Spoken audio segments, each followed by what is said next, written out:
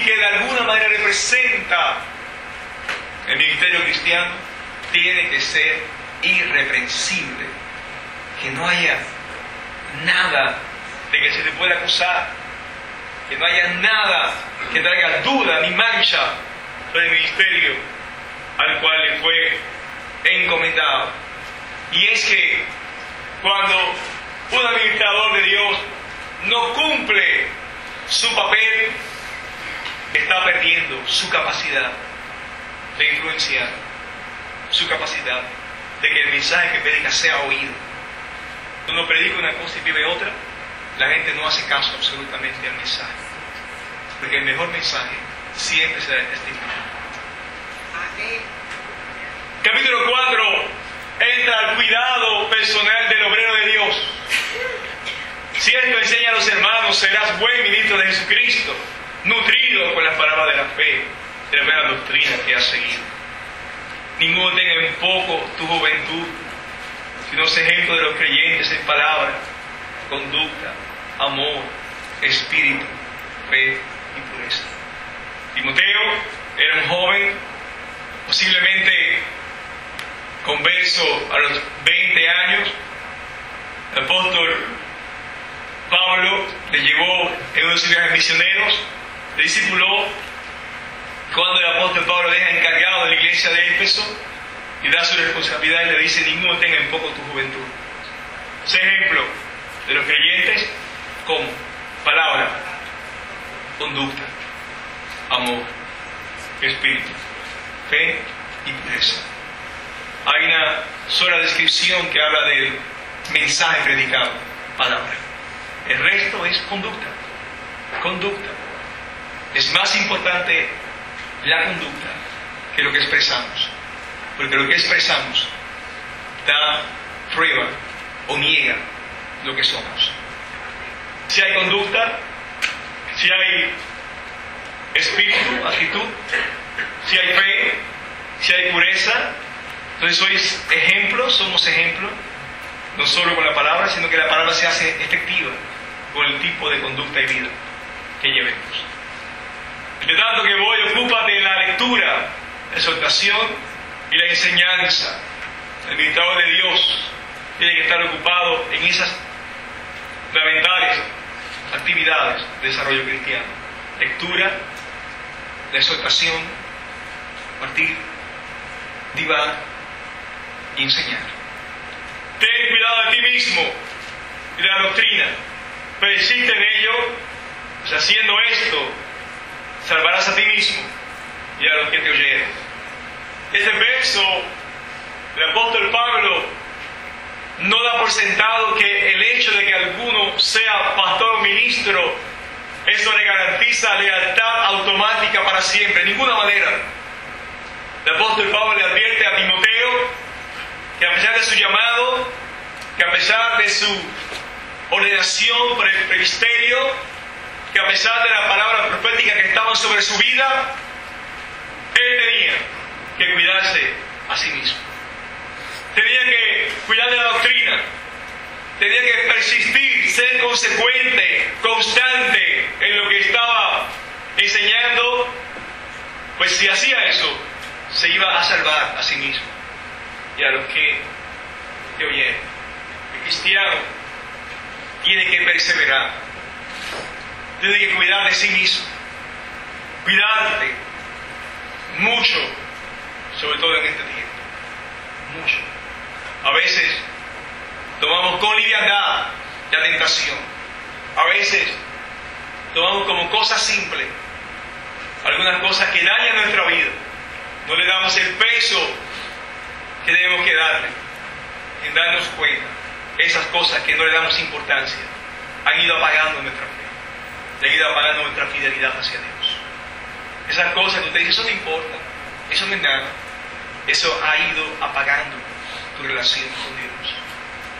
Ese abandono de responsabilidad en la iglesia, tú piensas que no hace falta o que no es nada, han ido apagando tu lealtad, tu fidelidad, tu servicio hacia Dios.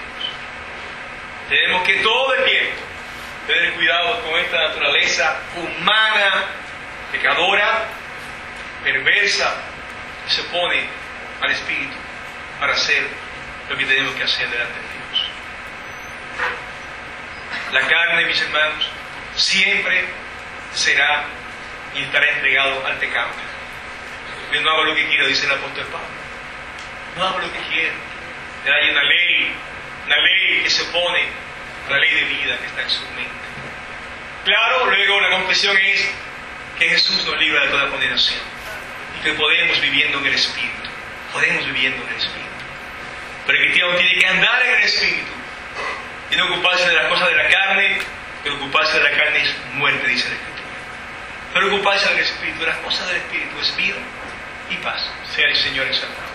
Así que, hermano, ten cuidado de ti, mucho cuidado, tu vida, de tu alma, de lo que has creído.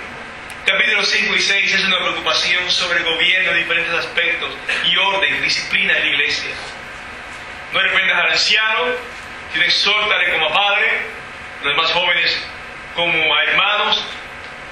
Él estaba haciendo un papel de obispo supervisor, tenía como entre responsabilidades corregir a los otros pastores que estaban bajo supervisión.